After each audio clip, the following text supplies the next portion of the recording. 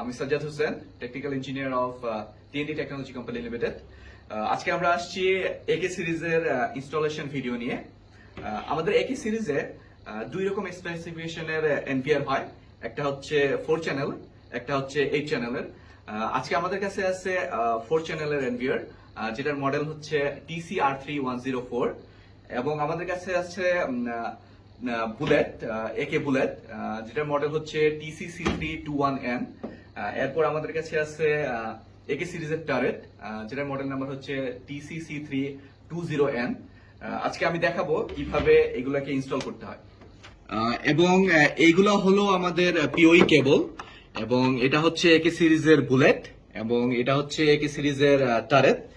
আর একে সিরিজের বুলেট এবং টারেটের একটা অ্যাডভান্টেজ হলো এখানে দুইটা কেবল লাগে না, এখানে একটা কেবল দিয়েই আমরা পাওয়ার আপ এবং ডাটা ট্রান্সফার করে থাকি। সো আমাদের কানেকশন হবে অনেক ইজি।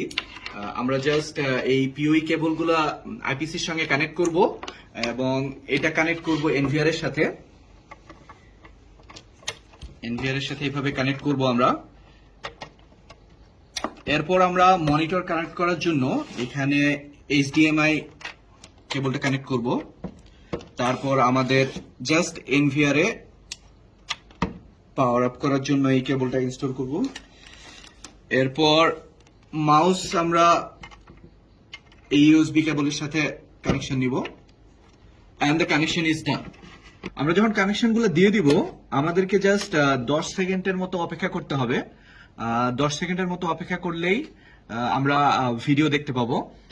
কারণ এটা হচ্ছে তিয়ানদের নতুন এনভিআর এবং নতুন আইপিসি। নতুন এনভিআর এবং নতুন আইপিসির জন্য আমাদেরকে কোনো আইপি কনফিগারেশন কোনো কিছুই নিজে থেকে করা লাগবে না। আর যদি আমরা আগের কোনো ইনস্টল আইপিসি বা এনভিআর এর সাথে এটা কানেক্ট করতে চাই, তাহলে আমরা ম্যানুয়ালি কিভাবে কানেক্ট করব সেটা এখন দেখাচ্ছি আপনাদেরকে। আমরা প্রথমে চ্যানেলসে যাব।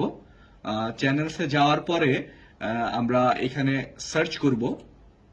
এখানে যখন আমরা সার্চ করব, তখন আমরা এনভিআর এর সাথে যতগুলা আইপিসি কানেক্ট করছি সবগুলাই উপরে চলে আসবে। তখন আমরা একটা একটা করে সিলেক্ট করব। একটা একটা করে সিলেক্ট করার পর জাস্ট এখানে অ্যাড করে দিব। যখন আমরা এখানে অ্যাড করে দিব, তখন আমরা অটোমেটিক্যালি এখানে আবার ভিডিওগুলো দেখতে পারবো, যদি এটা নতুন আইপিসি নাও হয়। এই ছিল একে সিরিজের ইনস্টলেশন ভিডিও।